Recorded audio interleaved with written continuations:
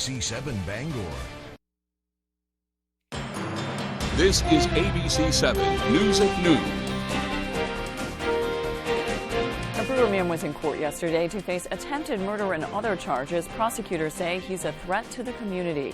Good afternoon, I'm Susan Farley. One person died in a fire in Newport on Sunday. Officials have now determined what started that fire. And Sunday hunting is illegal right now, but that could change if new legislation is passed. Thank you for joining us. We'll have more on these and other stories in just a moment. First, let's check in with meteorologist Devin Biggs. Devin? Hey Susan, happy Thursday afternoon. Your first weather forecast brought to you by Luigi and Fredericks across from Eastern Maine Medical Center, serving the greater Bangor area for over 65 years. Let's get things rolling out there. We're now down to a small craft advisory that will expire at 5 p.m. this evening. Wave heights are starting to calm down just a bit, but just enough, though, where we still have an advisory that needs to be posted as a result. But for now, we're calming down. Everything's quiet out there. We'll be under a partly cloudy sky for today. Any snow chance for Washington County has pretty much backed off at this point, but we are watching the last little bit of the system here. Look at that swirl right there that's tracking off towards the east. So this area, low pressure, will soon be getting out of here soon. There's more activity off towards the west that we'll need to keep an eye on as more precipitation will soon be moving in. So moving forward in time, will be partly cloudy today and remaining partly cloudy later on tonight, but more clouds on the way for the daytime tomorrow as another system starts to approach. The winds in general will be out of the northwest at around 10 miles per hour, relaxing a little bit later on tonight and tomorrow, but more wind on the way as we head towards Friday evening with that next system starting to approach. So for today, look at this, mid-40s, partly cloudy and breezy, northwest wind getting up to about 20 miles per hour. By tonight, lower 20s, partly cloudy again, northwest wind backing off to about 5 to 10 miles per hour. And our early forecast for the rest of the afternoon period, here we go. Mixture of clouds and sun, temperatures in the 40s. Your full 5-day forecast is coming up. Susan? Thank you, Devin. Bail was set for a Brewer man who state prosecutors say is a threat to the community.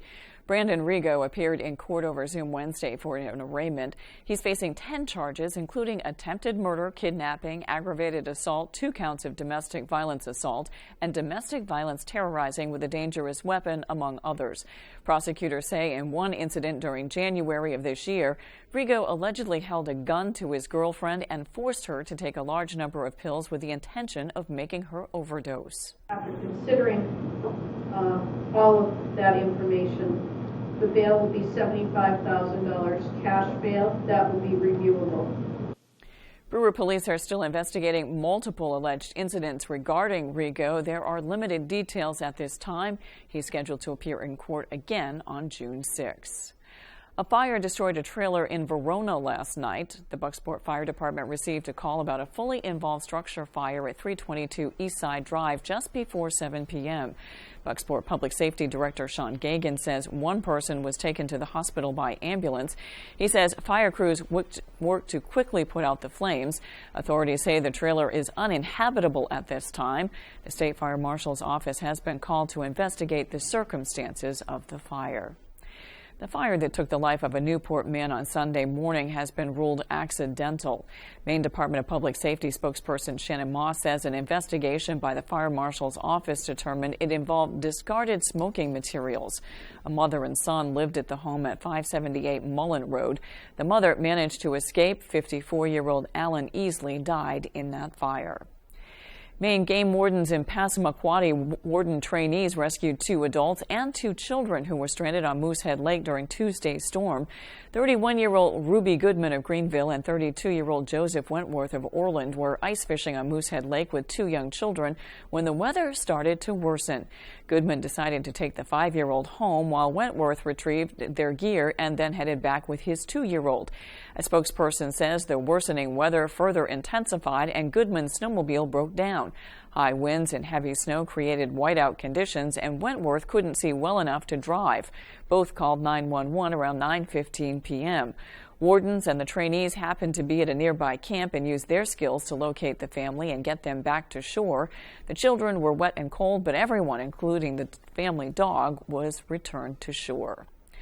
A Bangor man is accused of stealing several snowmobiles from Millinocket. According to the East Millinocket Police Department, 46-year-old Carl McCullough was arrested Wednesday and charged with theft. Officials say the victims arrived at a storage facility Saturday and discovered an enclosed snowmobile trailer and 4 snowmobiles had been stolen. The value of the property is said to be worth more than $50,000. East Millinocket police were able to use camera footage to identify the vehicle used to steal the trailer and identified McCullough as the driver. He was arrested, but police are still trying to locate the stolen sleds. Anyone with information is asked to contact the East Millinocket Police Department. The Maine Warden Service is offering a reward for information about multiple illegally killed deer in Aroostook County. Wardens were called to the Sheridan Road in Ashland for reports of several dead deer during the week of February 19th. They found 7 deer. An investigation confirmed 4 were shot and a cause for the death of the other 3 is undetermined.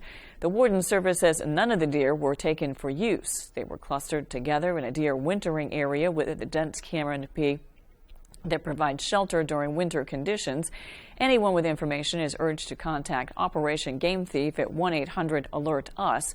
A $4,000 reward is being offered for information leading to the arrest and conviction of those responsible for killing the deer. There has long been a debate in Maine on whether hunting should be allowed on Sundays. The issue is back before the legislature this session with a bill that opens up a day to the limited hunting. Our Matthew Jaroncic has the story. Maine lawmakers were joined by advocacy organizations and hunters at the State House to propose a bill surrounding new efforts for Sunday hunting. This bill came about from hundreds of conversations that our group has had with working class guides, hunters, non-hunters, legislators, Sunday hunting opponents, and proponents. Sponsored by House Republican leader Billy Bob Falkingham and Representative Sophia Warren, Mainers would be able to hunt on Sundays with only a bow or a crossbow. Should this bill pass, participants would have to pay a $30 fee, $10 going to the state's Land for Maine's Future program, $10 to outdoor educational programs for kids, and another $10 to the Warden Services for any enforcement needs. This bill not only allows hunters the opportunity to go out and hunt on Sundays, but it also allows kids who are in school Monday through Friday and are interested in hunting to go out and practice with families or an instructor. Kids are so busy on the weekends now, and particularly Saturdays with sports, that most kids, particularly mine, I struggle to find time to take them hunting. And Sundays we're all sitting at home. It'd be like, boy, it'd be really nice to be able to take the girls out. Greco, who is a hunter himself, is in support of the proposed bill. It's always been confusing to me as to why Sunday hunting's not allowed on Sundays. So anything is a step forward in the right direction to allow people to get out in the woods. Bornstein says the final draft of the bill is set to be printed and presented next week. In Augusta, Matthew Jaroncic reporting for ABC7 and Fox 22 News. Coming up on ABC7 News at noon, the deadline for getting your taxes filed is coming up. We've got some information to make it easier. We'll be right back. I'm Phil Levesque, president of Levesque Business Solutions. We're a family-owned Maine business since 1963. We're your one-stop shop for great office products at affordable rates. From copiers to office furniture to PPE, we've got it all warehoused right here in Bangor. We're your local small Maine business with a dedicated staff providing honest and friendly customer service, top-of-the-line tech support, and the option of in-house leasing. Let us help you get back to business. If you're a Medicare beneficiary and live in the area, call now to see how this little card could get you some big benefits, including up to $840 added back to your Social Security check each year. With one toll-free call, you can find out how easy it is to get all of your original Medicare coverage, plus extra benefits. You get an all-in-one plan designed to fit your needs so you can be your best every day. You could have medical coverage, prescription drugs with $0 generics, dental, vision and hearing, plus the WellCare Visa Flex Card to pay for extra dental, vision, and hearing expenses, money for over-the-counter items, and up to $840 back in your Social Security check each year. And so much more. And here's more good news. You can get a WellCare plan for a $0 monthly premium. How can WellCare offer all of those benefits for a $0 monthly premium? It's simple. Medicare Advantage and Medicare Part D prescription drug coverage are important parts of Medicare. WellCare has a contract with Medicare to offer and provide these important options to you. Call right now to get your free copy of the WellCare All-in-One Guide. Call 1-877-282-3827 now. There is absolutely no obligation for requesting this free information. WellCare offers benefits that go beyond the basics, including up to $840 each year added to your Social Security check to help cover your Part B premium. Call today to get your free copy of the All-in-One Guide with absolutely no obligation. Your free plan guide will provide information to make a smart choice for your Medicare coverage. Just call 1-877-282-3827. Remember, there's no obligation for requesting this free information. So call 1-877-282-3827. Call today. WellCare. Medicare done well. You're watching ABC 7 Bangor.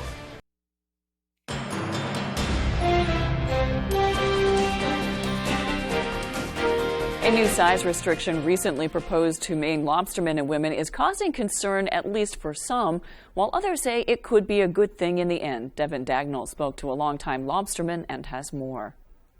The Atlantic States Marine Fishery Commission, or ASMFC, has proposed an update to the 2012 Lobster Addendum Draft in response to a concern about a shrinking lobster population. The proposal would increase the legal minimum size for lobsters caught by at least 1/16 of an inch if there's a decrease in fishery. Although many lobstermen have come out in opposition of the proposal, lobsterman Jim Dow of Bass Harbor says the proposal will not be that big of a problem for the industry. From my point of view, it's not detrimental. We've had a measure increase in the past, and we survived it. Dow says he believes, if implemented, the size increase could make the first year rough, but it could also help fishermen in the long run. If they increase the size 1/16 of an inch in 1 year, that year there'll be a handful of lobsters that will not be landed. But the following year, those lobsters will be landed, and they will weigh more, so they'll be worth more. So you will have a bit of a decline in 1 year on landings by not catching those very small lobsters. But you will catch them the following year, and they'll be worth more. However, there are those within the lobster fishing community who are concerned that the size increase won't do anything to help the lobster population, and in the long run, just hurt the industry. I just don't understand the logic behind it, because I can go through and show you what I've done and what I've seen. I might be young compared to some of the guys in this room, but I've been doing this, and I want my kids to be able to do this. This is what upsets me. And it's going downhill. At this point, the proposal is just that, a proposal, and no definite action has been made yet as far as increasing the legal size of caught lobster. Devin Dagnall, ABC 7 and Fox 22 News. The Municipal Review Committee, or MRC, is asking the state for $20 million in order to reopen the Hamden Waste Processing Facility. According to MRC Chairperson Karen Fussell, the organization is down to the last of its resources. Should it not find the money to reopen the plant by this summer, the MRC would have to officially close down the facility. The organization is still looking for a buyer, but the past 2 deals have fallen through. Since its closure, waste from the surrounding communities have gone to the Penobscot Energy Recovery Company, or PERC, in Orrington. However, there's been so much waste that PERC has been passing it to landfills across the state since last November. The deadline to get your taxes done is fast approaching. Bob Thomas, owner of Thomas Tax and Financial Services, says that for those who get 1099s, which are common with freelancers and the self-employed, remember that any payment by an employer over $600 will likely be reported to the IRS. So don't forget to include those forms and totals on your end. He also said it helps to employ a tax professional to make sure you aren't overlooking any deductions that could be applied to your case so that you get the maximum refund or so that you owe less. Thomas says if you want to save on tax prep fees, at least in his business, do a little more homework and go into your appointment prepared. I think that most preparers and that they would like to have their clients prepared. And so that means probably taking the weekend and sorting everything out on the kitchen table and just adding up all the totals and bring the totals to your tax preparer. Thomas says the bottom line that is being prepared and organized makes the entire process easier for all involved. April 15th will be here before you know it. He says you can get an extension if you're not ready by then, but it is better to get it out of the way and get your taxes filed. It's been 2 years since President Biden approved the historic American Rescue Plan Act to support communities as they recover from the economic effects of the pandemic. A.J. Douglas talked to the Bangor city manager to find out how organizations can apply to utilize the city's remaining ARPA funds. Many Bangor residents and organization leaders have spoken out over the course of several recent city council meetings with suggestions on how the city can best spend its remaining $16 million in ARPA funds.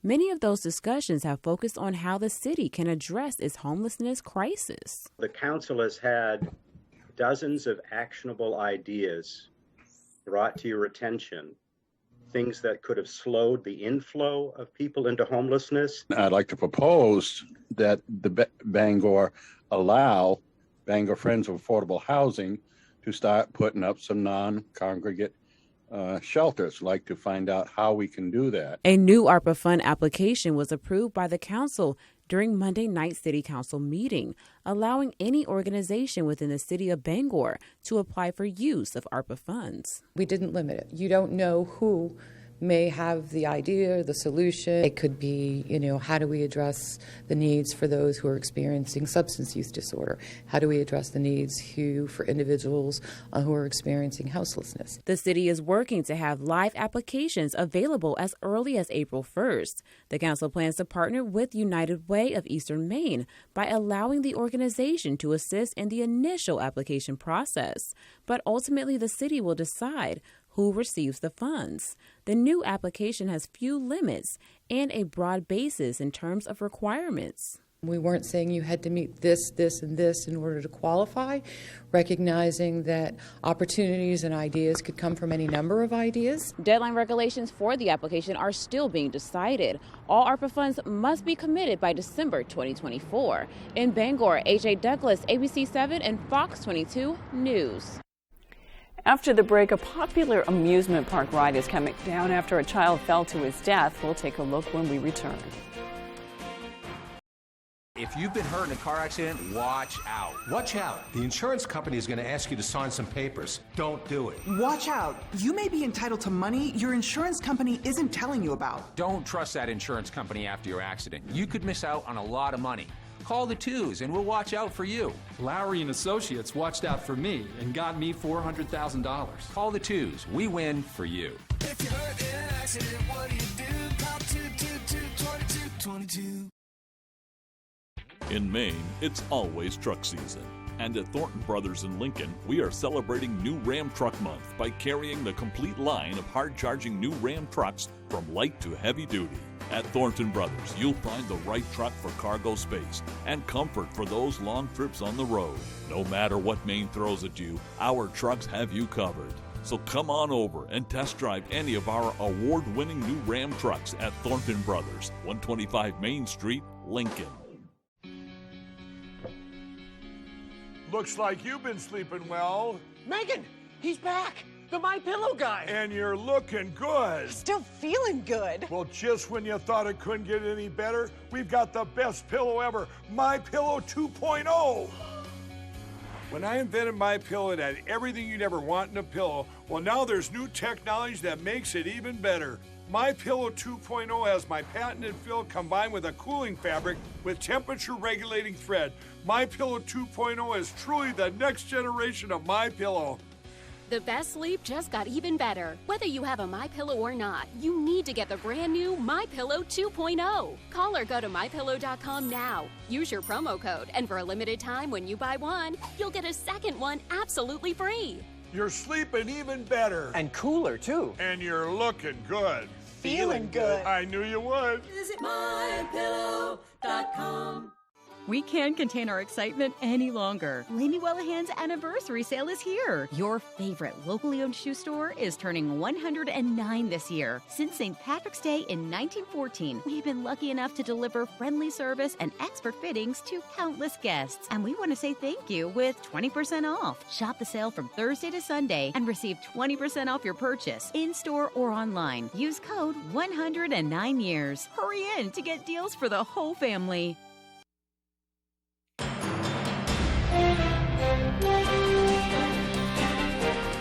The first major U.S. railroad merger in more than 2 decades is getting the green light. Regulators have approved Canadian Pacific's merger with Kansas City Southern.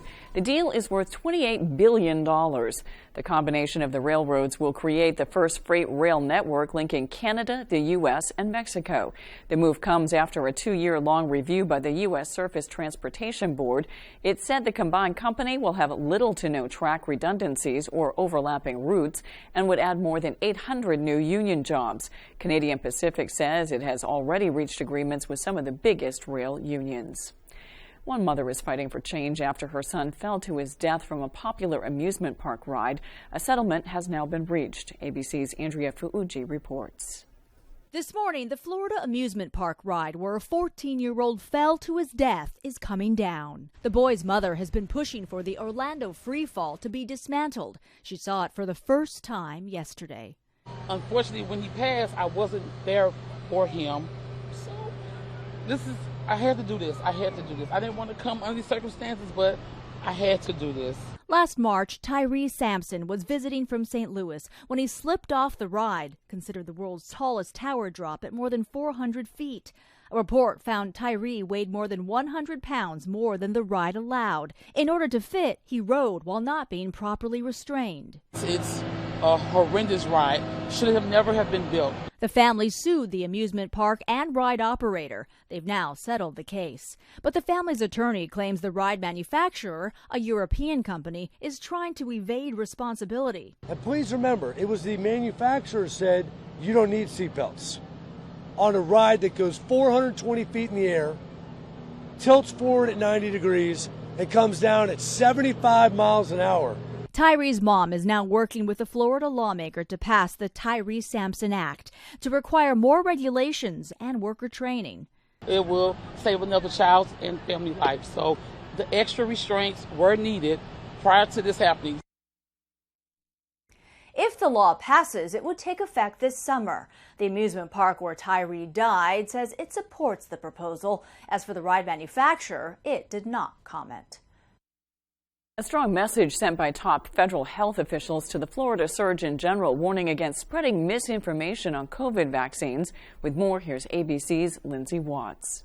Florida's top health official recently sent a letter to the FDA and CDC that the state was seeing a rise in adverse events from COVID vaccines. That alleged rise coming from a system where anyone can report anything and none of the reports can be verified. The heads of the agencies saying the Florida Surgeon General's claim that the COVID vaccine presents a health risk was, quote, incorrect, misleading, and potentially harmful to the American public. Florida's state health department has been under fire in recent months from both the medical and scientific communities due to claims made about COVID vaccines. Adults with the updated vaccine had nearly 10 times lower risk of dying than those who were unvaccinated, according to CDC data from late last year. It's estimated over 230 million Americans, nearly 70%, are fully vaccinated. Experts are urging that those especially at risk for severe illness, like adults that are older or overweight, should receive the updated booster shot. Check in with your healthcare provider to learn more or visit vaccines.gov to find a clinic near you. With this Medical Minute, I'm Lindsay Watts. When we return, Devin Biggs has your 5-day forecast. Looking to haul a new piece of equipment? Homeowners or commercial, Coops Truck and Equipment has the right trailer for you. Coops is the largest dealer of truck flatbeds and hauler bodies in the state and can replace any old rusty bed or outfit any new truck. Our full service facility can modify all truck and trailers with steel and aluminum fabricators on duty. We are your go-to place for CM truck bodies, H&H trailers, and load trail trailers. For trailers, truck bodies, truck outfitting, and more, it's Coops. With AAA Insurance, by bundling our home and auto policies, we saved over $450. And we were shocked at the savings. When we switched to AAA auto insurance and bundled our policies, we were able to save over $400 every year. Switch to AAA Insurance today, and you could save an average of $483 on auto insurance. Compare that to State Farm, Geico, even Allstate. Call now for your free AAA full picture quote to find out how much you could save. Well, my passion is hang gliding. I've been doing it for over 30 years, and it's like flying. I mean, it's like everything you always dreamed about. AAA Insurance helps us save more. and do more. The savings from AAA Insurance has allowed me to pursue my passion of making jewelry. It's great to have a little bit of extra cash to do something that you love. To find out how much you could save by switching to AAA Insurance, call 866-460-1310 for your free AAA full picture quote today. You'll be glad you did. Did you know that it's possible to buy the wrong type of flooring for your home? Whether you're a do-it-yourselfer or professional contractor, the experts at Don DeKalb Mainwood Floors are here to help, offering solid pro advice from choosing the right material and color to installation. Don DeKalb features the highest quality hardwood flooring sourced from lumber right here in Maine, from Maine traditions. Not only will you get a floor you'll love, you'll get a floor that will last. Don DeKalb Mainwood Floors, buy from the best, forget the rest.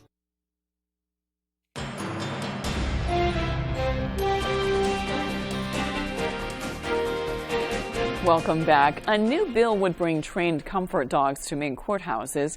Senate President Troy Jackson has introduced a measure that would allow access for trained therapy or comfort dogs to courthouses, law enforcement agencies, district attorneys' offices, and a number of other places. Jackson says, quote, "This legislation is intended to offer some comfort and solace to individuals, especially children dealing with the criminal justice system in the aftermath of a traumatic event." The legislation was inspired by Holiday, the yellow Labrador who lives and trains with District Attorney Todd Collins in Presque Isle. Holiday must receive more than 200 hours of training before she can officially be licensed as a courthouse dog and is currently participating in a training program. DA Collins is hoping Aroostook County will become the first district in Maine to use a courthouse dog to comfort children and victims of violent crimes. Now let's check your full forecast with Devin Biggs. Devin? Alrighty, here we go. Your full weather forecast brought to you by Paramount Paving. When it comes to paving, they are Paramount. Give them a call for a free estimate today. All right, let's get things rolling. Small craft advisories are posted here, and this will last till about 5 p.m. this evening. In fact, I'm going to go further down to the south to see the expiration times are just a little bit different. And it looks like there's even that little flood warning there as well, but most of these expiring by about 5 o'clock or so. You go further down toward the south, some of these will expire at around noon. So again, some of these are going to be expiring already. Others will be expiring a little bit later. But here's the wave heights. At around 3 to 10 feet, according to some of the buoys out there. That is starting to calm down a bit, and we'll see the wave heights relaxing even more moving forward with the area low pressure moving away. So as we do move forward in time, not too bad, though the snow has backed off. We had a little bit getting close to parts of Washington County earlier. That has since gotten out of here. We'll be under a partly cloudy sky for us today. The area low pressure located right about into here now. Look at this rotation right here. It looks pretty cool, right? It's moving away, taking that precipitation with it as we're starting to calm things down now.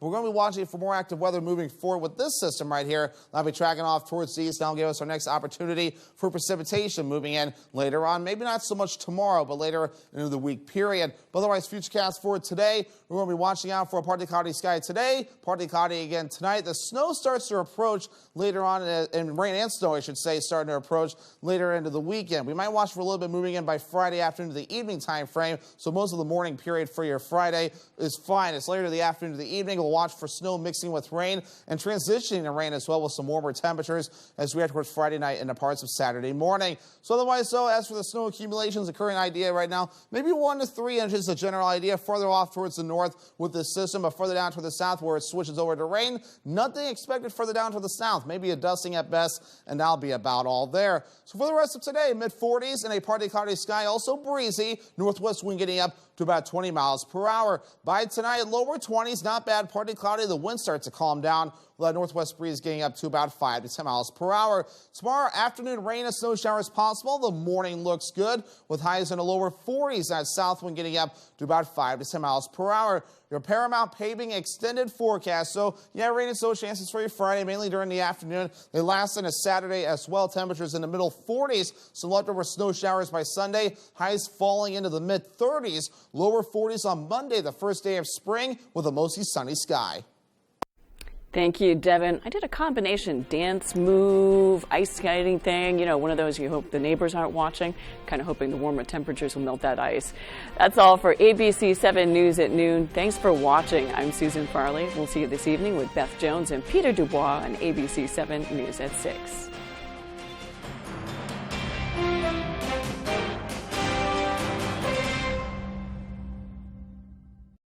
Living in Maine means long and cold winters and hot, humid summers. Whatever the weather, Bangor Heat Pumps is your solution. Open 24/7, Bangor Heat Pumps takes care of you at home or at work. We operate statewide and service all brands and models. Understanding moving can be stressful. We will help move any units you may have. We offer a veterans discount in our home with a Capeless Hero discount. Visit us online at BangorHeatPumpsLLC.com or call or text us at 307-7746. Bangor Heat Pumps. You're watching ABC 7